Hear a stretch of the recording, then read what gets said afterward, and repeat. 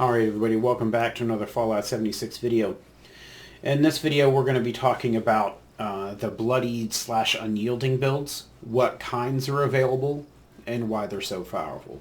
So later on in this video I will show you some game footage of what my special stats are, how powerful you can become, and what exactly it means to be a bloodied build. So first let's talk about what bloodied actually means. You can see up here, below 80% health, you get plus 25 damage. That by itself is better than basically every other weapon in the game. So understand that having a bloodied build does not mean you have to go full glass cannon. It does, however, allow you to go full glass cannon. The weaker you get, the stronger you get. There are a lot of benefits to the bloodied builds. So, there is no second place weapon when it comes to melee builds for the bloodied build. The only weapon you should worry about finding if you're going to be a melee bloodied character is the bloodied meat hook. Of course, swing speed and power attack are both very viable. +1 strength would be the ideal pick, which you can see here, with of course the extra meat hook claw, or the extra claw mod. But even just a 1-star bloodied meat hook is the most powerful weapon you can get. It will outpace any other 3-star legendary in the game, and it will do it in laps. It is just ridiculous how overpowered this is. And let's take a look. And this is the Nukes and Dragons website. You guys are probably familiar with that. If you're not, I strongly suggest it. But let's look at the build a little bit and talk about why it's so powerful. So the unique thing about the meat hook is that it gets benefits from both one-handed and unarmed melee cards. So you can see here I have Gladiator, Iron Fist, which is unarmed, Gladiator, which is one-handed, Master Gladiator, Expert Gladiator, and Martial Artist. Martial Artist increases your swing speed and reduces weapon weight, melee weapon weight. Now you might say, well, why not add Incisor, which ignores target armor? Once you start doing the kinds of damage numbers that bloodied melee builds do, their armor values really don't matter anymore. You just straight bypass all of it.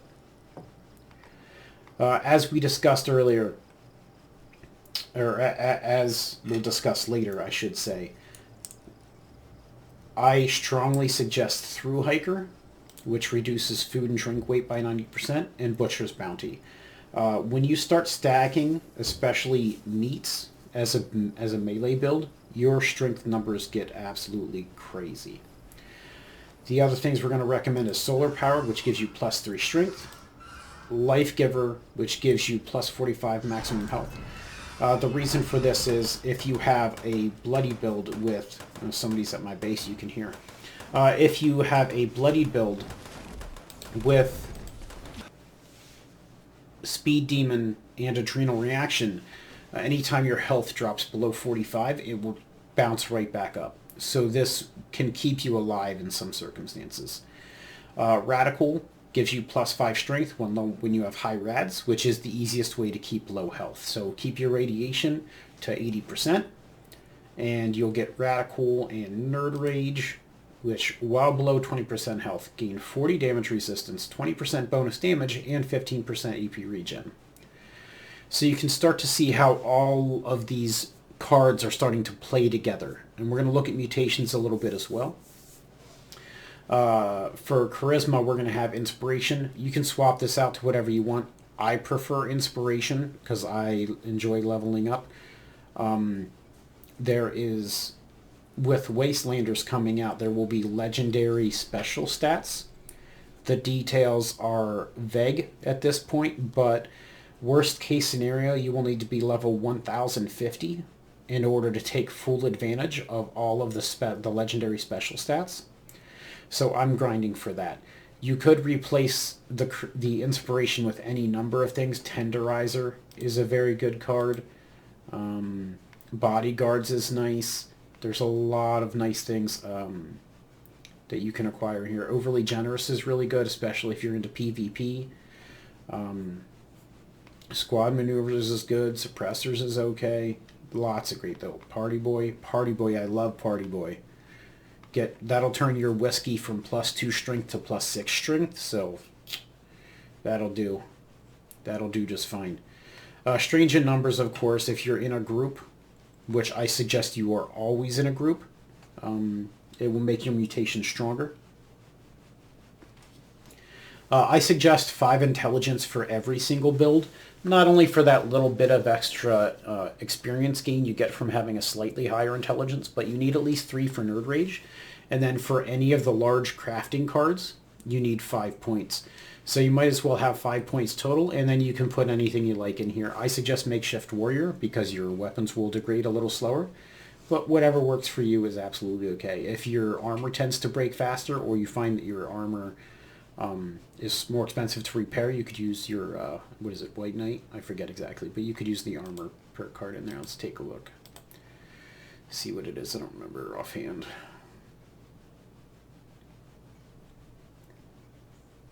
Armor. Yeah, armor. No, it's for crafting. Fix it good. There it is. So there you go. And then for agility, I go full ham in agility. Ninja allows your sneak attacks to do more damage. Sneak will allow you to be very sneaky. Escape Artist will let you break contact with enemies' line of sight, so you will go back into caution if you get out of sight of an enemy. Through Hiker, as we discussed, allows your food and drink to weigh much less. And Adrenaline. Adrenaline is the one that's kind of the X Factor card. You can replace this with other cards if you like. Things that are quite good are Action Boy. Born Survivor is counterproductive to this build. It doesn't help you. Evasive is very good. Marathoner can be kind of nice. Covert Ops if you're playing both sides. White Knight is decent. Dodgy is very good if you have a lot of action points, which you probably will as a bloodied build. Point of Gun Fu is also quite nice. So play with the adrenal reaction card to your liking. I suppose now it's too late, but as good a time as any to discuss. This is a guide. This isn't exactly how you should make your build. You're going to want to make your build to suit your playstyle so that you have the most fun you can in the game. If you also enjoy using guns, but you find that melee is just where it's at 90% of the time, but you like getting out your gun and sniping people, then you might want to replace Butcher's Bounty with one of the Rifleman cards, or move some of your other cards, maybe make Makeshift Warrior the Demolitions Expert to get a little more explosive damage out of your explosive sniper rifle. But moving into luck, we're going to talk about Starch Genes. That will make it so your mutations don't fall off. Bloodied Mess, which is 15% extra damage. And Serendipity, which allows you to avoid damage. The higher your luck, the more likely it is that Serendipity will trigger, which is another benefit to the melee, to the bloody builds, having so much luck. Now let's roll down and talk about the mutations really fast. There is kind of an ongoing debate on whether or not Class Freak is a good card. I think it can be extremely beneficial, especially if you're a low level. But once you're in like the upper tier of your build, usually you only want the mutations that actively benefit you, where Class Freak is for more of the general builds. So Egghead, for example, is one of my favorite mutations that I don't use. +6 intelligence, and then when you're in a team, it gets a 25% boost, so +8 intelligence. That's a huge bonus to your experience gain. And then with Class Freak, it ends up being -1 strength, -1 endurance. So that's a really good trade-off. +8 intelligence for -1 strength, -1 endurance. But you have to dedicate 3 more perk points to luck in order to use Class Freak. So it's a trade-off, a decision that you will have to make for yourselves. I would suggest as you're leveling up and going through the early stages of a character that you use Class Freak. And once you have your character and your equipment tuned to directly where you want it, you really narrow down what you want. So Eagle Eyes is critical damage, which is great, because you're going to do a lot of sneak attack criticals, but it's -4 strength, so the trade-off gets pretty negated there. I don't use Eagle Eyes. Bird Bones, I also don't use strength, because -4 is bad. Marsupial I do use, and I know intelligence is super good, and marsupial isn't like that amazing really, it's just jumping. But it does allow you to gain experience at a much faster clip because you can navigate the map much faster. You can navigate the terrain much faster. Adrenal reaction is of course a necessity, plus weapon damage at low hit points, but minus 50 max hit points. The minus 50 max hit points doesn't really matter since you're going to be at low hit points anyway. There is no reason not to have Chameleon, so just always have Chameleon. It does give you a passive stealth bonus, whether or not you're actively in Chameleon or not. Healing factor is a bit of a mixed bag. I don't use it because the health regen, while super nice, is not to me worth the chem effect reduction. I do use the chems quite a bit because you can stack certain combinations of chems, as we'll discuss later on. So I do not use healing factor, but there is some merit to it. It will help keep you alive. Speed Demon is a given for every build. Movement speed and reload speed for more hunger and food is absolutely worth it in my opinion. Scaly Skin, another one, absolutely a given. Damage and energy resistance for a bit of an AP loss, absolutely, I'll take that every time. Grounded is an absolute yes, unless you're going to be like a gauze rifle build. Otherwise, there is no reason not to take this. This is almost a given for every build. Talons, of course, for a melee build is going to be absolutely essential. Plus punching attacks, which is going to help your meat hooks. And bleed damage, which is going to do damage over time. Generally, for a bloody build, damage over time doesn't matter. But minus 4 agility is a perfectly good price to pay for an additional 25% punching damage. The nice thing about this is, once you start getting your strength up pretty high there with your unyielding gear, you can just take off your weapons entirely and just bare knuckle box lower level enemies to get to death. And I mean like level 62 Scorched. You can just punch them, one hit them, straight to death. So this is a very good perk card. Twisted Muscles, of course, another given. Plus 25% melee damage and a chance to cripple limbs for gun accuracy. That's a completely, absolutely perfect trade-off. The gun accuracy does suck, but your perception is going to be high enough that it's not going to matter anyway. Empath is a mixed bag. You do take more damage, but your teammates take less. You're kind of a glass cannon anyway. Frankly, if serendipity doesn't do the trick, you're probably going to die. So it's kind of worth it in my opinion, because it does help your teammates stay alive. And if you have an entire team of people with this, really it's good for everybody. All right. Herd mentality. This is one of the reasons why you should be in a group at all times. Plus 2 stats while in a group. Just invite some random. It doesn't matter. But this makes it worth it all by itself. Carnivore is a given for melee builds. Meat is bread and butter. You will always be consuming meat. It gives you a free buff. You're going to collect it anyway. It's not going to weigh anything. It's going to fill up your food and your health a little faster, so absolutely do that. Instead of stim packs, by the way, you're going to be consuming meat for your health, for your hit point regeneration. Not that you'll really do it very often, but there you go. Plague Walker, electrically charged and unstable isotope. I pass on all of these because they pull you out of sneak, especially Plague Walker. Plague Walker triggers even if you have no diseases. So I stay away from all of these, plus the damage they inflict is so marginal it doesn't matter. It doesn't matter at all. So there's the mutations I would recommend there. Okay, now if you're interested in a bloody gun build, there are basically 2 guns that have merit.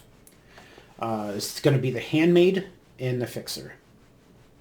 So you're going to want the Aligned Long Barrel, which gives you minus 5 AP cost. The Aligned Grip, which gives you minus 5 AP cost. The Swift Magazine, which gives you minus 5 AP cost and some armor penetration. The Suppressor, of course. A Reflex Sight, which gives you negative 15% AP cost. And you're going to want a powerful automatic or a prime automatic receiver, which is minus 50 AP cost. Altogether, this is a negative 80% AP cost per shot, which costs you 6 AP per shot, We'll get into why that's so important in a minute. So other than the bloodied effect, the other legendary effects that we find that are quite good for this build are going to be your increased fire rate, which is the most powerful. Bullets explode, which is great for mob, but really isn't that much damage, but it does look really fun. And 33% VATS hit chance. So the VATS hit chance is basically as you would expect. It just makes it so you don't miss, no matter how far away they get. If they're in VATS range with your perception, you're going to hit them. You can just stay in VATS. Now, the reason that the 6.4% AP per shot is important is because with the 25% less action point per cost legendary effect, you don't ever come out of VATS. When I'm in VATS mode with my bloodied fixer, my 25/25 bloodied fixer, I can stay in VATS mode the entire time. There's no AP drain. I think I technically gain AP back while I'm firing. So that's probably not intended, but it absolutely works. So the other thing that we can talk about is, for legendary effects, is VATS criticals do 50% more damage, and your VATS critical meter fills 15% faster. Now, for these, obviously, you're going to be fine-tuning your build for a VATS crit build, and then you would switch your perforating mags for more armor piercing, and you would use the calibrated receiver for a plus 34% critical multiplier. So this is going to get you considerable damage out of your VATS criticals. Let's go ahead and pop up the automatic rebuild guide that I made. So you're still going to have a little bit of strength, and this is because with a bloody build, your melee damage is going to be so extremely high that if anything gets close to you, you might as well just switch over and kill them. But we're going to have 5 strength, 1 point in gladiator, 1 point in iron fist, 1 point in martial artist, 1 point in expert, and 1 point in master gladiator. So this is going to do plus 40% damage for melee and give you a weapon weight reduction and swing speed bonus. And that's 5 points of strength. You're getting plus 40. And again, this is assuming the meat hook, because there is no other melee weapon, in my opinion, that is even close. So for perception, I'm going to recommend concentrated fire. Now, the damage per shot increase on concentrated fire is only between 1 and 3%. So if you want to lower this down and put more points into ground pounder, or you have another perk card that you like in here, that's totally fine. But of course, you're going to have your commando, your expert, and master commandos for your damage bonus. You're going to have ground pounder for better hip fire accuracy and reload speed, and that's going to help you in VATS. And tank killer is going to ignore armor and, most importantly, give a chance to stagger. Now, with every bloody build, you're going to need life giver, as discussed earlier. Now, for this particular build, your charisma is going to be pretty low. You're only going to have strange in numbers and tenderizer. That's okay, because once you have the unyielding gear equipped, your charisma is actually going to be quite high anyway. So you'll be able to share perk cards with your teammates, because it comes off of the charisma in your special page, not the charisma based on your actual loadout. And in intelligence, again, we're suffering a little bit. We won't be able to do our full crafting. We'll have to have another player help us with crafting, but we are going to have Nerd Rage and Gunsmith. And we can do most of the crafting ourselves. And for agility, we're going to have Covert Ops, Escape Artist, Gun Fu level 3, Adrenaline level 5, and Sneak level 3. This is going to keep us nice and stealthy and do high damage. Now, at night, you're probably going to want to swap out Adrenaline to Adrenaline 3 and pick up, what's the name of the card?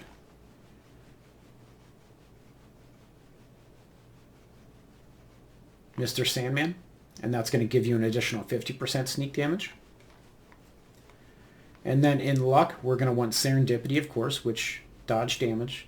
Starch Genes, which won't let your mutations fall off. Bloody Mess, which is plus 15% damage. And Tormentor, which is, again, a chance to cripple. So you got crippling, and you got staggering, and you got all kinds of good debuffs, which is one of the reasons that with this build, explosive damage is good, because it will hit the nearby enemies with all of these effects as well.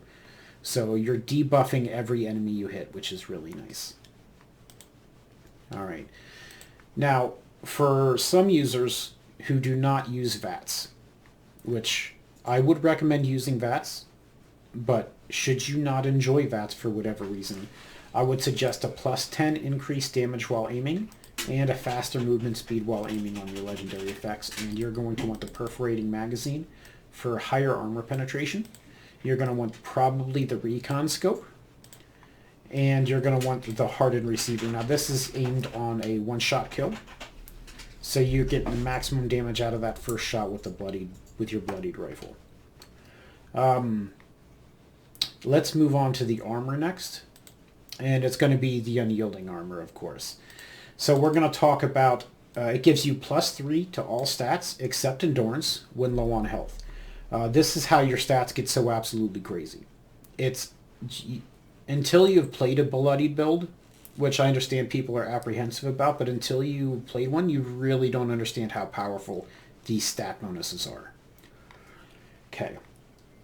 So the next thing we're going to talk about, so leather armor, both heavy and light leather armor, is the only armor in the game that actually gets a benefit from the shadowed mod. So only the leather armor can actually be shadowed and get a shadowed effect. So leather makes it harder to detect while sneaking.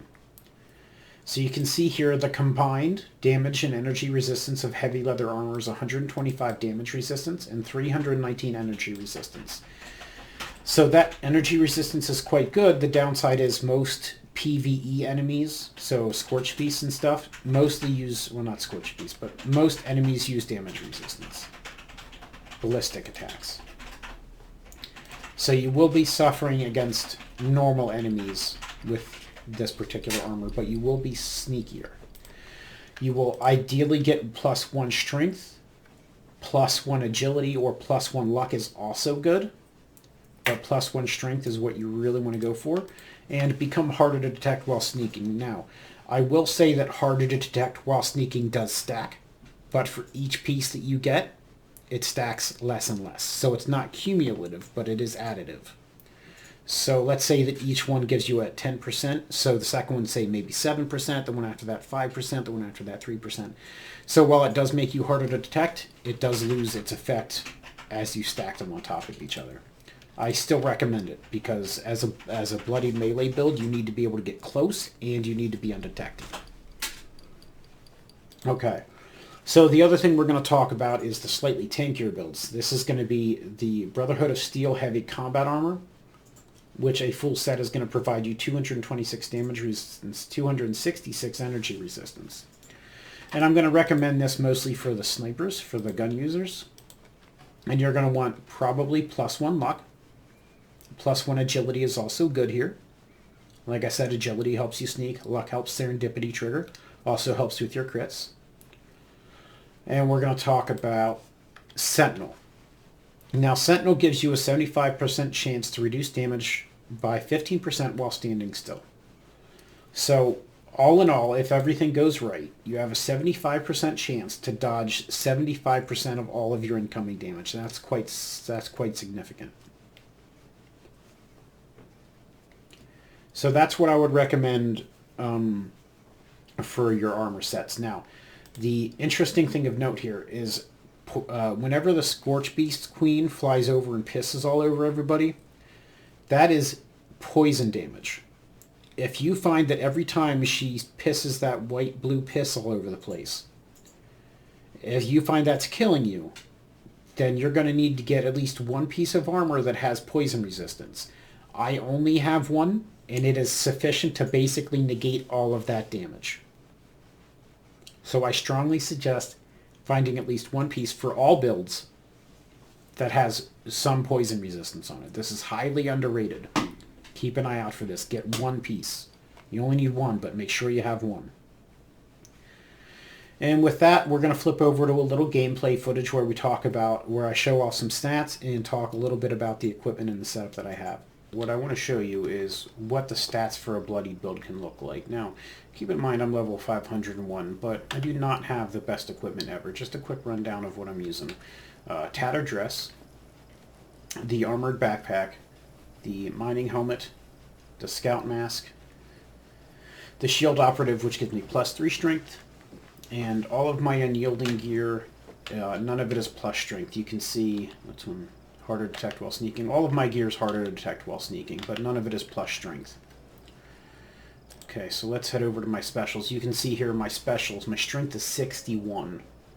Now that's during the day with high rads on a team, so I'm getting the benefits from herd mentality, solar powered, and radical. But my strength is 61. With my meat hook, this allows me, with a sneak attack and my normal amount of buffs, to do between 17,000 and 22,000 damage per shot to the queen without a Nuka Shine. Nuka Shine lets me get up to about 35,000 or so. It varies quite a bit depending on adrenaline. But this is just a rough idea of how powerful bloody builds can be. My perception is 34. So in VATS, when I'm using a gun, I don't miss. My endurance is 16, which is pretty high. Higher than I would like, frankly. My charisma is 38. My intelligence is 37. This means I level up very fast. My charisma, of course, increases the prices, or decreases the prices of items in shops. My agility is 46, so I got AP for days. I can sneak extremely well.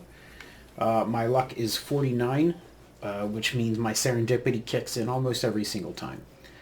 There is some debate out there on whether or not charisma and luck play any role in legendary equipment.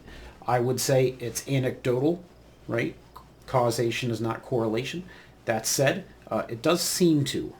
I seem to get more legendary drops than the average folk because of having an unyielding set, I think. Now that said, of course, it is a glass cannon build. But the other thing that I wanted to show off is, let me take a look at some buffs here. So I'm not going to go too far, but I'm going to drink a bunch of food items so that you can see what it looks like when you are getting ready for Scorch Beast Queen and have the Through Hiker perk available to you. Now, not all of these stack with each other, but I've never gone through to do their dirty deed of figuring out which ones do and which ones don't. But you can see I'm getting pretty low on health right now. I might have to pop a rat away. I don't think I missed any. Maybe that one. Okay, so let's just take a look at my buffs real fast. So you can see here, and all these last for half an hour, so more than enough for a queen fight. Plus 3 intelligence, plus 3 luck, plus 3 AP regen, plus 10% experience, plus 10% melee damage, plus 10% melee damage, plus 10% melee damage, plus 25 energy resist, plus 10 max AP, plus 15 damage resistance, plus 3 agility, plus 2 strength, plus 10 melee damage. So you can see the benefits for food are phenomenal. Now I could also take some drugs. They also have some effects. Let's see, what are my drugs? 9 through 6. 9, 8, 7, 6. We'll go back into my effects here. You can see here Overdrive. Overdrive, of course, Nerd Rage. Excel. I don't know where the other ones are listed at. There's my Mutations as well. But you can see just how powerful you can get with a Unyielding build with all of these food buffs stacked on top of each other. So that's going to be it for this video. Thank you so much for watching. Don't forget that a dab will do ya. Tell someone you love that you love them. If you liked it, like, comment, subscribe, thumbs up, all that fun stuff. If you have any other requests or ideas for videos, please let me know down below. Thank you again so much for watching, and I hope you have a great day.